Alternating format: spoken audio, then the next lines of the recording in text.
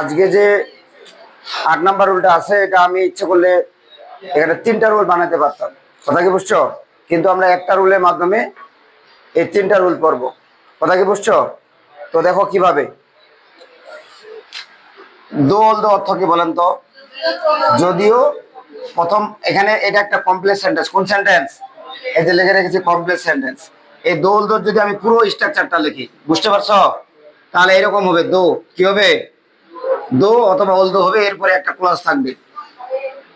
এরপরে যখন তুমি কমপ্লিট করবা, তুমি আরেকটা ক্লজ দিয়ে কমপ্লিট করতে হবে। তবে এখানে বিপরীত ক্লজ লাগবে। কি লাগবে বলেন তো? বিপরীত ক্লজ।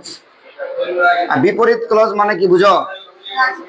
বিপরীত ক্লজ মানে অর্থের সাথে সঙ্গতি রেখে বিপরীত ক্লজ বসাইতে হবে। আচ্ছা, যদি আমি বলি যদিও তার প্রচুর টাকা আছে, টাকা থাকলে তো সে সুখে থাকা দরকার, তাই না? তবুও সে অসুখী। যদিও বাংলাদেশ একটি ছোট দেশ, তবুও তার অনেক জনসংখ্যা আছে। বিপরীত। যদিও সময় মূল্যবান, তবুও আমরা কি করি? সময় নষ্ট করি। এরকম বিপরীত ক্লজ দিয়ে কি করতে হবে? কমপ্লিট করতে হবে। ক্লজ মানে subject plus verb, object and subject দিয়ে কি করতে হবে? কমপ্লিট করতে হবে, কথা কি বুঝছো? আর যদি এটাকে আমরা দ্বন্দ্ব যুক্ত কমপ্লেক্স সেন্টেন্সটা যদি আমরা সিম্পল করি, তাহলে ইনস্পাইট অফ ডেসপাইট শব্দটা ইউজ হবে। এরপরে একটা নাউন ফ্রেজ থাকবে। এরপরেও আমাদেরকে কি করতে হবে? বিপরীত ক্লজ দিয়ে কমপ্লিট করতে হবে। অর্থাৎ আমরা যদি এইভাবে লিখি যে পুরো স্ট্রাকচারটা, আমি দিলাম যে ইনস্পাইট অফ, কি দিলাম? ইনস্পাইট অফ, তারপরে এরপরে নাউন ফ্রেজ এনপি লিখে দিলাম, ক্লজ, এরপরে কমা হচ্ছে বিপরীত ক্লজ। কোন ক্লজ? বিপরীত ক্লজ। এরপরে আমরা যদি দ্বন্দ্ব যুক্ত কমপ্লেক্স সেন্টেন্সকে কম্পাউন্ড করি, কি করি? কম্পাউন্ড করি, তাহলে দুই ক্লজের মধ্যবর্তী স্থানে একটা বাট হবে। অর্থাৎ এখানে একটা ক্লজ থাকবে, ক্লজ থাকার পরে এরপরে একটা বাট থাকবে, এরপরে আবার একটা ক্লজ থাকবে। এই ক্লজটা হবে বিপরীত ক্লজ। কি বললাম? বিপরীত ক্লজ। এতক্ষণ যা বুঝাইলাম তোমাদের মাথার উপর দিয়ে গেছে কেন? কারণ এক্সাম্পল দেওয়া হয়নি। লক্ষ্য করেন, আমরা এখন এক্সাম্পল নিব। লক্ষ্য করেন, আমি উপরের গুলো আমি সাই দিলাম। লক্ষ্য করেন সবাই, আমি বললাম দো, কি বললাম? দো হি হ্যাজ এ লট অফ মানি, যদিও তার প্রচুর টাকা আছে। এটা একটা কমপ্লেক্স সেন্টেন্স। তবুও সে অসুখী। He is unhappy, HAPPY। এই যে কমপ্লিট হয়ে গেল। এই বাক্যটা ছিল কমপ্লেক্স। এই বাক্যটা কি ছিল?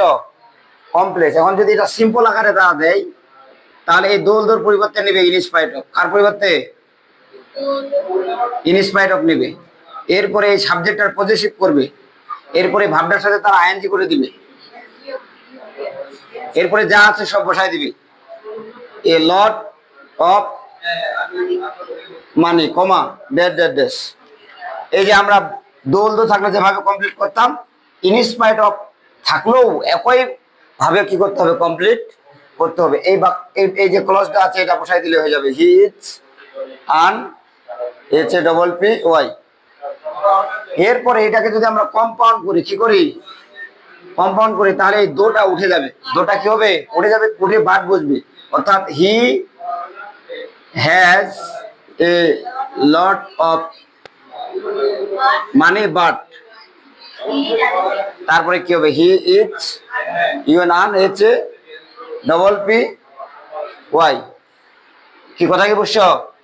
তার মানে the message that I want to give you, অর্থাৎ আমি তোমাকে যে মেসেজটা দিয়ে যাচ্ছি, ইজ দ্যাট, সেটা হচ্ছে যে দোল দো যুক্ত কোনো ইনকমপ্লিট সেন্টেন্স, ইনস্পাইট অফ যুক্ত কোনো ইনকমপ্লিট সেন্টেন্স কিংবা বাট যুক্ত কোনো ইনকমপ্লিট সেন্টেন্স যদি দেওয়া থাকে, ওই একটাই নিয়ম কমপ্লিট করার, বিপরীত একটা ক্লজ বসাই দিতে হবে।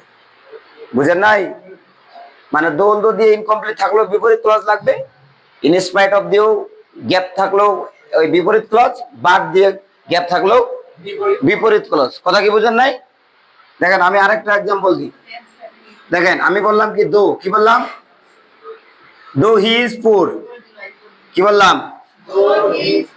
ড্যাড ড্যাশ দিলাম, আবার দিলাম in spite of his poverty. Poverty এটা কেমনে হইলো এটা চিন্তা করার দরকার নাই তোমাদের।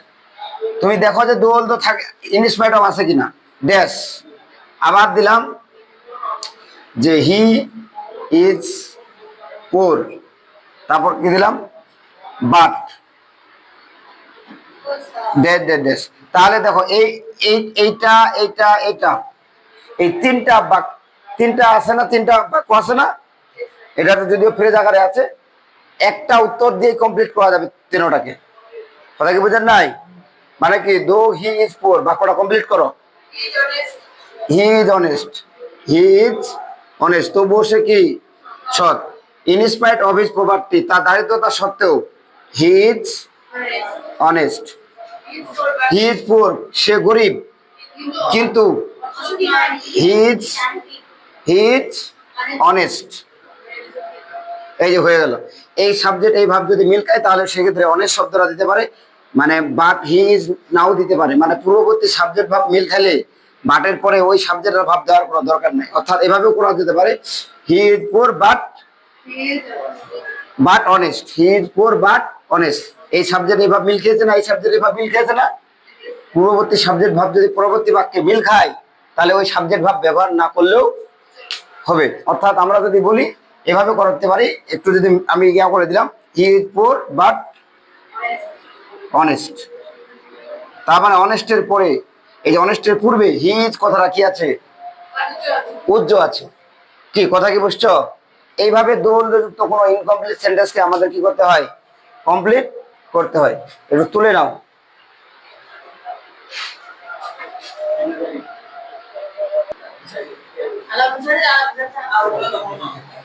আচ্ছা লক্ষ্য করো, একটু ইয়াটা অফ করে দাও। এবার লক্ষ্য করেন, এই যে দেখেন, আসলে তোমাদের আমি তো তোমাদের কমপ্লিটিং সেন্টেন্স শিখেছি তাই না? এই যে লক্ষ্য করেন কি লেখছি, কমপ্লেক্স না, এটা তোমাদের নিয়ে মাথা ঘামার দরকার নাই। মানে আমি দিলাম কি দো, কি দিলাম, দো আই ওয়াজ, কি দিলাম, দো আই ওয়াজ ইল, মানে কি যদিও আমি অসুস্থ ছিলাম, ড্যাশ ড্যাশ ড্যাশ, কমপ্লিট করে দেখাও এটাকে, তবুও আমি চলে গিয়েছিলাম নাকি, তাহলে তাহলে তবুও আমি আই ওয়েন্ট টু কলেজ দিলাম, তবুও আমি কলেজে গিয়েছিলাম। কথা কি বুঝছো? এটা কোন বাক্য ছিল, কমপ্লেক্স। কোন বাক্য ছিল, কমপ্লেক্স। এখন এটা এই বাক্যটাকে তারা সিম্পল আকারেও দিতে পারে, বুঝেন নাই? সিম্পল আকারে দিলে তারা কি করবে জানো, দোলটোর পরিবর্তে তারা ইনস্পাইট অফ ইউজ করবে। ইনস্পাইট অফ ইউজ করার পরে এই সাবজেক্টটা পজিটিভ করে নেবে, মাই এরপরে বিভাগটার সাথে আইএনজি করে নিবে অথবা এটাকে নাউন করে নিবে। আচ্ছা আমরা বিংটা, এটা আমরা বিং না করে আমরা এটার সাথে এটা নাউন করে নিলাম, ইমনেস that that that that that, ওই ওই ওই বাক্যটাই হয়ে যাবে। ওটাকে আমি ওইটাই বুঝাতে চাচ্ছি, এই ক্লজ দিয়ে কমপ্লিট করা লাগবে, একই জিনিস আর কি, বুঝেন নাই? মানে এই যে ইনস্পাইট অফ মাই ইলনেস আর দো দিয়ে কমপ্লিট থাকা যেটা, আর এই যে ইনস্পাইট অফ দিয়ে থাকাও মানে একটা একই অর্থ প্রকাশ করে। তবে এটা হচ্ছে কমপ্লেক্স, এটা হচ্ছে কি সিম্পল। অর্থটা একটু তারতম্য আছে কিন্তু নিয়মটা একই, কমপ্লিট করার, বুঝেন না? নাই এটাতে তারা এটা ইচ্ছে করলে তারা কম্পাউন্ড আকারেও দিতে পারে। কি আকারে দিতে পারে, কম্পাউন্ড আকারে দিতে। কিভাবে কম্পাউন্ড আকারে দিবে, এই দুটা তুলে দিবে, লিখে দিবে কি আই ওয়াজ ইল বাট কথা কি বুঝছো? আমি অসুস্থ ছিলাম, কি হবে কমপ্লিট করলে, বাট আমি এটা দিয়ে দিলাম আই ওয়েন্ট টু কলেজ, এখানেও হবে। আচ্ছা তারপর এখানে দিলাম আই ওয়েন্ট টু কলেজ। বিষয়টা কি বুঝতে পেরেছ? মানে ইনস্পাইট অফ দিয়ে কমপ্লিট থাকলে যেমন বিপরীত ক্লজ দিয়ে কমপ্লিট করতে হয়, দোল তো থাকলেও বিপরীত ক্লজ দিয়ে কমপ্লিট করতে হয়, বাট থাকলেও ওই যে বিপরীত ক্লজ দিয়ে কি করতে হয়, কমপ্লিট করতে হয়। তাহলে আমি এমনিতে একটা দিলাম, এটা কি হবে বলেন তো? টাইম কি দিলাম? Time is very valuable. কি দিলাম? ভ্যালুয়েবল, সময় খুব মূল্যবান, ঠিক আছে। বাট কিভাবে কমপ্লিট করবা বলো? আমরা সময় নষ্ট করি, কোনটা বললাম? করি থাকলে প্রেজেন্ট ইনডিফিনিট, তাহলে কি হবে? উই নাকি কিল ইট বা ওয়েস্ট ইট। এই যে হয়ে গেল কমপ্লিট। কথা কি বুঝেন নাই?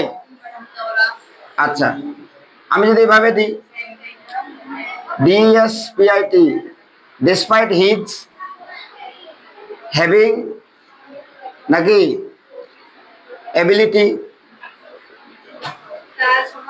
তার সামর্থ্য থাকা সত্ত্বেও ডেট ডেট দেশ, সে গরিবদের সাহায্য করেনি, তাহলে কি হবে? হি হবে। এটা এটা এমন ভাবে দিবা যে সামর্থ্য থাকা সত্ত্বেও হি, আচ্ছা হি কুড নট দিলাম, he could not help the poor, help the poor, সে গরিবদের সাহায্য করতে পারেনি। এই যে আন্ডারলাইন, কথা বুঝছো? আচ্ছা, আমি যদি এইভাবে দিই দো কি দিলাম? দো হি হ্যাড, দো হি হ্যাড অ্যাবিলিটি, যদিও তার সামর্থ্য ছিল, ওই একই কথা। হ্যাঁ, ওইটাই তো আমি বুঝাচ্ছি যে এইটা এইটা যেটা ওইটা ওইটা, শুধু খালি এখানে দোল দো না দিয়ে ডিসপাইট দিচ্ছে, বুঝেন নাই? একই বিষয়। বাটের পরে ইনকমপ্লিট থাকলে, দোল দো যুক্ত করে ইনকমপ্লিট সেন্টেন্স থাকলে, ডিসপাইটের এইভাবে কমা থাকলে ইনকমপ্লিট সেন্টেন্স থাকলে, এই তিনটা নিয়ম দিয়ে একই বিষয় অর্থাৎ বিপরীত ক্লজ দিয়ে কি করতে হবে? কমপ্লিট করতে হবে। এতটুকু বোঝার পর যদি না বুঝেন তাহলে তো আমার কিছু করার নাই। কথা বুঝছেন? এত বুঝাইতে পারবো না আমি। দো হি হ্যাড এবিলিটি নাকি, যদিও তার সামর্থ্য ছিল, হি কুড নট বাই ইট, তুই সেটা কিনতে পারেনি, এরকম করে। কি কথা কি বুঝছো? এরকম কমপ্লিট করে। এখন বাক্যটা উল্টাই থাকতে পারে, দোল তো উল্টাই থাকতে পারে। কিরকম বলুন দেখি? এই বাক্যটা আগে, এই কলসটা আগে দিয়ে পরের কলসটা হচ্ছে ওই দোটা ভিতরে ঢুকাই দিতে পারে। কিরকম করে দেখেন? এভাবে দিতে পারে, দো হি হ্যাজ এ লট অফ মানি। কি হবে বলেন? এদিক থেকে অর্থটা বলতে হবে। যদিও তার কি আছে? প্রচুর টাকা আছে, তাহলে কি হবে? He is unhappy. Could not নেওয়া যাবে না, দেখো এদিকে প্রেজেন্ট টেন্স আছে, বিষয়টা বুঝেন না মনে হয়। এদিকে প্রেজেন্ট টেন্স আছে না, প্রেজেন্ট টেন্স আছে না, তাহলে এদিকে পাস্ট কিভাবে হয়? একটা ক্লজ যদি, যে ক্লজটা আছে ওই ক্লজটা যদি দেওয়া থাকে পাস্ট টেন্সে, তাহলে অপরটাও পাস্ট টেন্স। কথা বুঝেন নাই? ওইটা থেকে তোমাকে শিখতে হবে। বুঝতে পারছো?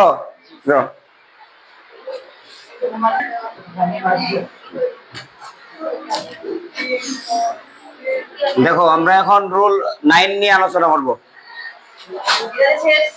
আচ্ছা, এবার লক্ষ্য করেন, এবার আমরা যে রুলটা নিয়ে আলোচনা করব সেটা হচ্ছে, লক্ষ্য করেন কি দিব? এটা নিয়ম দিই, সো ডেট ড্যাশ ডেট। এটার অর্থ হচ্ছে এতই যে, এতই ডেট ড্যাশ যে। কি লিখলাম? এতই যে, ঠিক আছে। এটা একটা কমপ্লেক্স সেন্টেন্সের কনজাংশন। কোন সেন্টেন্সে? ফুললি অ্যাটেনশন দেওয়া লাগবে। পুরো স্ট্রাকচারটা আমরা লিখি, দেখেন, মানে দো শো ডেট ডেট ডেটের পুরো স্ট্রাকচারটা যদি লিখি এইভাবে থাকবে। সাবজেক্ট থাকবে, কি থাকবে? সাবজেক্ট থাকবে, তারপর ফাইনাইট ভার্ব থাকবে, তারপরে শো থাকবে, তারপরে এরপরে একটা অ্যাডজেক্টিভ থাকবে, না হলে অ্যাডভার্ব থাকবে, এরপরে ডেট থাকবে। এই অংশটুকু তোমাদের দেওয়াই থাকবে। এরপরে তোমার ডেট ডেস থাকবে। কথা বুঝছো? হ্যাঁ, এখন যদি তুমি কমপ্লিট করতে চাও ডেটের পরে, কথা বুঝছো, তাহলে তোমাকে যে স্ট্রাকচার দিয়ে কমপ্লিট করতে হবে সেটা হচ্ছে তুমি একটা সাবজেক্ট নিবা। কি নিবা? সাবজেক্ট নিয়ে এরপরে ক্যান নট নিবা, না হলে কুড নট নিবা। কুড নট নেওয়ার পরে এরপরে ভার্বের ভি1, এরপরে অবজেক্ট এক্সটেনশন বসিয়ে অর্থের সাথে সঙ্গতি রেখে কি করতে হবে? কমপ্লিট করতে হবে। পূর্বের গুলা কিভাবে লিখে দিছি, তোমার মাথায় উল্টা পাল্টি লাগে গেছে, ওইভাবে লিখে দিছি। এ হয়েছে। এরপরে এটা কিন্তু কমপ্লেক্স আকারে, কি বললাম, এটা কমপ্লেক্স আকারে। যদি এই বাক্যটা যদি সিম্পল আকারে দেয়, কি আকারে দেয়? সিম্পল আকারে দেয়, তাহলে এই শোয়ের জায়গাতে টু হবে, আর দ্যাট থেকে নট পর্যন্ত তুলে টু হবে। কি হবে? টু। এটা হচ্ছে অনেক এইভাবে টুইশার টু ও, আর এটা হচ্ছে এমনিতেই টুইশার টু। বুঝছো? আচ্ছা, এটার পুরো স্ট্রাকচারটা কিরকম হবে? সাবজেক্ট ফাইনাইট ভার্ব, তারপরে শোর জায়গাতে টু বসবে, তারপরে এরপরে অ্যাডজেক্টিভ অথবা এই যে অ্যাডভার্বটা থাকবে, তারপরে টু হবে, তারপরে ভি1 হবে, এরপরে অবজেক্ট এক্সটেনশন। এভাবে কমপ্লিট করতে হবে। তবে এইটুকু অংশ দিয়ে কি করতে হবে? কমপ্লিট করতে হবে। এক্সাম্পল দিলে বুঝতে পারবা। আর এটা যদি আমি একটু কম্পাউন্ড করি, কি করি? কম্পাউন্ড করি, তাহলে এই যে শো আছে না, শোর জায়গায় ভেরি হবে, আর ডেট আছে না, এর জায়গায় এন্ড হবে। কি হবে? এন্ড হবে। এখন কি বুঝবেন? আমি তো কিছু বুঝি নাই। আগে রুলসটা নেন, তারপরে দেখেন। নাম ওনার আগেই ভূত হয়ে যাচ্ছে তোমরা। এবার লক্ষ্য করেন, এই যে শোর জায়গাতে কি হয়ে যাবে? ভেরি। পুরো স্ট্রাকচারটা আগের মতো, subject plus finite verb plus very plus adjective, অ্যাডভার্বটা দিলাম না, তারপর এরপরে হচ্ছে ডেটের জায়গাতে এন্ড। কি বললাম? এন্ড। এরপরে আবার এই আগের এই বাক্যটা, আবার এই ক্লোজটা আগে, সাবজেক্ট, তারপরে হচ্ছে ক্যান নট, তারপর কি could not plus V1 object extension. এখন তুমি কিভাবে কমপ্লিট করবা? এই অংশটুকু, এই যে অংশটুকু বসাই তোমাকে কি করতে হবে? কমপ্লিট করতে হবে। এখন বাস্তবতায় আসেন, এটা কিভাবে কমপ্লিট করতে হয়? আচ্ছা, সো ড্যাশ ড্যাশ ড্যাশ যুক্ত ইনকমপ্লিট সেন্টেন্স থাকলে তোমাকে এতই যে কিরকম, শোর পরে একটা অ্যাডজেক্টিভ থাকবে। কি থাকবে? একটা অ্যাডজেক্টিভ থাকবে। এই অ্যাডজেক্টিভটা যদি নেগেটিভ হয়, তাহলে এই বাক্যটা এদিকে নেগেটিভ হয়ে যাবে। এই অ্যাডজেক্টিভটা যদি পজিটিভ হয় শোর পরে, তাহলে এদিকে বাক্যটাও পজিটিভ হয়ে যাবে। একটা উদাহরণ দিয়ে লক্ষ্য করেন। এটা থেকে এক্সাম্পলটা দিচ্ছি। এটা থেকে আমি বললাম যে আই এম, কি বললাম? I am. আইটা হলো সাবজেক্ট আর এমটা হলো ফাইনাইট ভার্ব। কথা বুঝছো? আই এম সো উইক, মানে কি রে? আমি এতই দুর্বল যে, আমি এতই দুর্বল যে। হয়েছে? এরপরে এই সাবজেক্টটা আবার নিতে হবে, আই ক্যান নট ওয়াক। আমি কি করতে পারি না? আমি হাঁটতে পারি না। এই যে এই অংশটুকু তোমাদের দিয়ে কি হয়ে গেল? কমপ্লিট হয়ে গেল। কথা কি বুঝছো? এখন আমি যদি এই বাক্যটাকে একটু ধরো,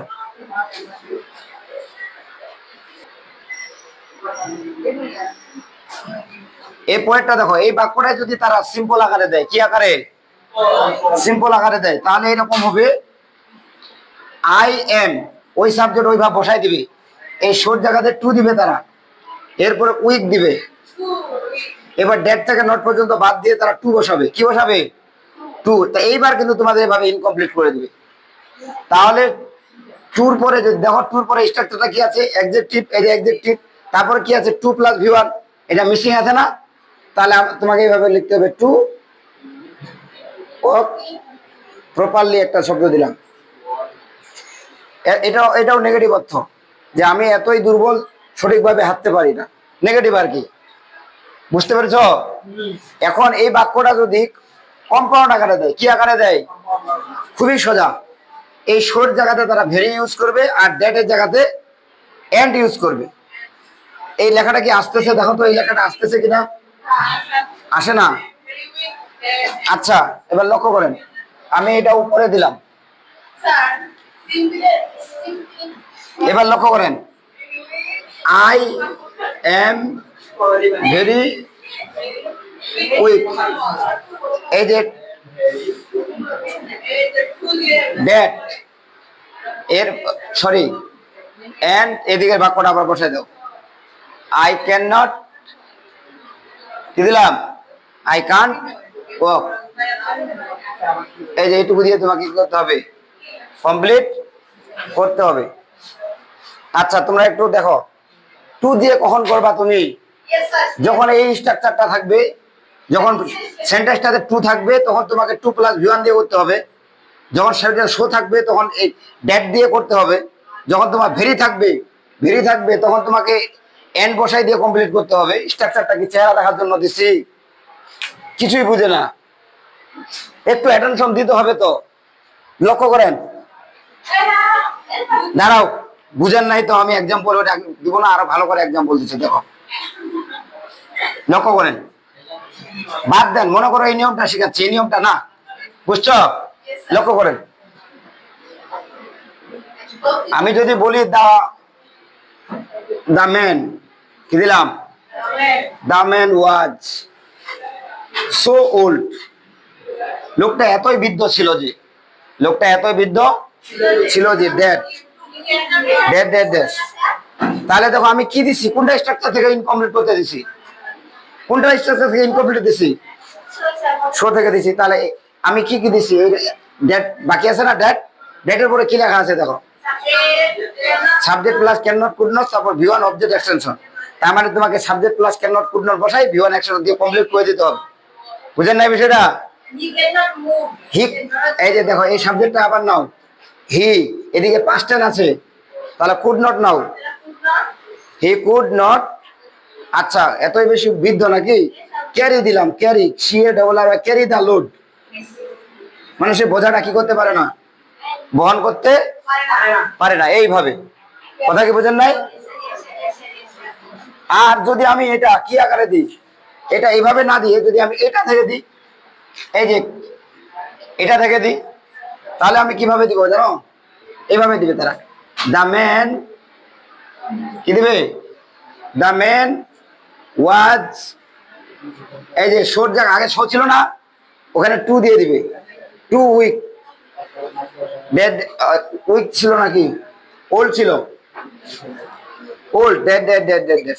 বলেন তো এই বাক্য কথা থেকে পর্যন্ত দিচ্ছি। এই যে দা ম্যান, এই যে দেখো, এই যে দা ম্যান সাবজেক্ট দিছি, তারপর কি ফাইনাইট ভার্ব দিছি, তারপর কি টু দিছি, তারপর কি দিছি, অ্যাডজেক্টিভ দিছি। কথা কি বুঝছো? বাকি কি আছে দেখো, টু প্লাস ভি1 না, টু প্লাস ভি1 না, তাহলে লোকটি এতই বৃদ্ধ নাকি, টুর পরে কি আছে দেখো, ভি1 আছে, তাহলে এখানে একটা ভি1 দাও, টু দাও, টু নাকি হবে। এইবার যদি এই বাক্যটা যদি এইভাবে দিই, দা ম্যান ওয়াজ ভেরি, কি হবে, এই যে ভেরি দিলাম, এই যে ভেরি ওল্ড, তারপর হচ্ছে এন্ড, তাহলে এন্ড এর পরে কোনটা মিসিং আছে দেখো তো, সাবজেক্ট, তারপর ক্যান নট কুড নট, তারপর ভি1 অবজেক্ট একটা মিসিং আছে না, তাহলে এটা দিয়ে তোমাকে কমপ্লিট করে দিতে হবে। তাহলে লোকটি এতই বেশি বৃদ্ধ যে নাকি, হি, এদিকে পাস্ট টেন্স আছে, তাহলে কি হবে, কুড নট নাকি, আমি একটা দিয়ে দিলাম ওয়াক প্রপারলি, সঠিকভাবে কি করতে পারে না, হাঁটতে পারে না। এই যে তোমাকে এইভাবে কি করতে হবে, কমপ্লিট করে দিতে হবে। তোমাকে দেখতে হবে টু থেকে দিছে না, শো ডেট থেকে দিছে না, ভেরি ডেট ডেট এন্ড থেকে দিছে। কথা কি বুঝছো? এখন তুলে নাও।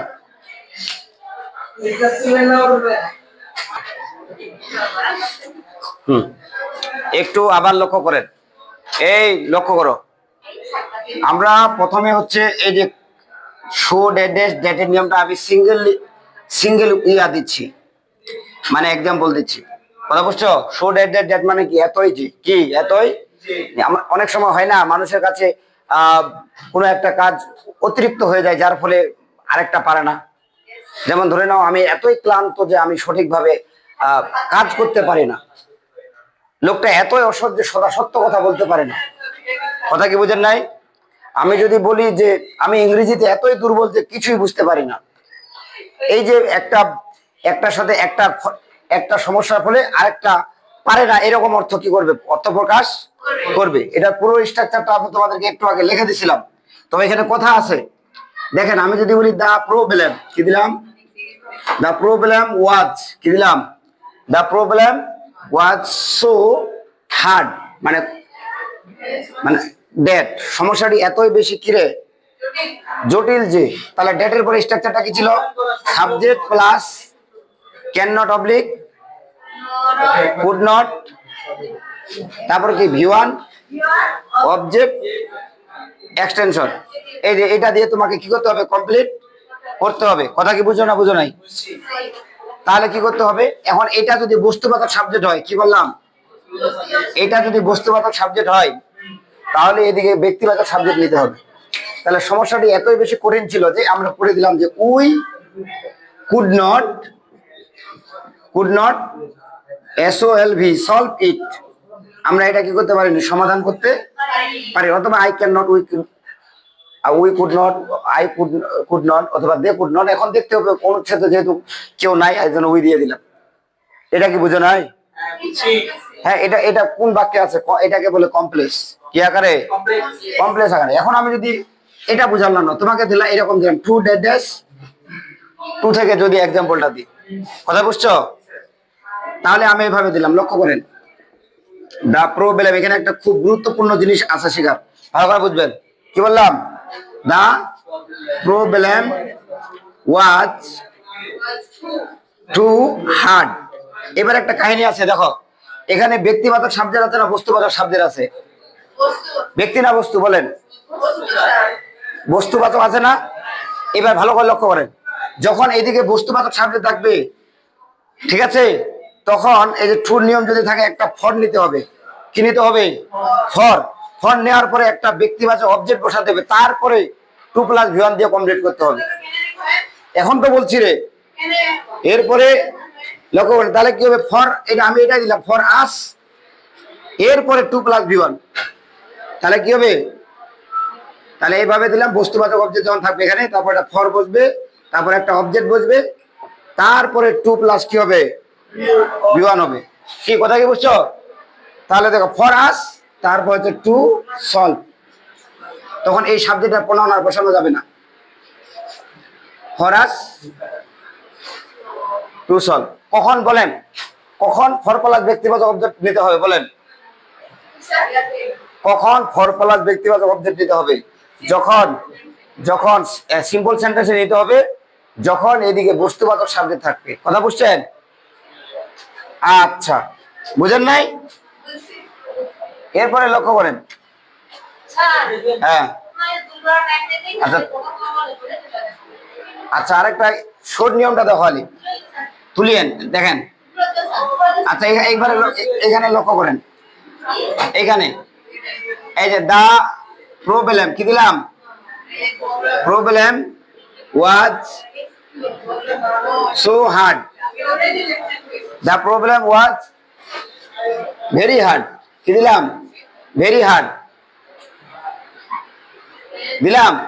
এরপরে এন্ড ড্যাশ কি হবে বলেন? এই বাক্যটা দিয়ে কমপ্লিট করতে হবে। তাহলে কি হবে, উই কুড নট